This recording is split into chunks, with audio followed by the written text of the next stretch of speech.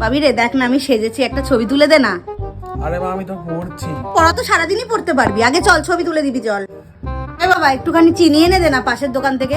আরে মা আমি তখন পড়ছি, একটুখানি পরে এনে দিলে হবে? না না পরে আনলে হবে না, এখনই আনতে হবে, সারাদিন পড়ে আছে, অন্য সময়ও পড়তে পারবি, আগে আমার জিনিসটা এনে দে। এই ভাবি যা না একটু পুজোটা দিয়ে দে না, স্নানটা কর, দিয়ে পুজোটা দিয়ে দে। আরে মা আমি তখন পড়ছি, আমাকে এখনই ছানে যেতে হবে। এই কোথায় যাচ্ছিস? আরে মা টয়লেট পেয়েছে। রাত থেকে ওঠার এগুলো বাহানা, কোনো টয়লেট পায় না তোমার। পর মন দিয়ে তাহলেই আর টয়লেট পাবে না।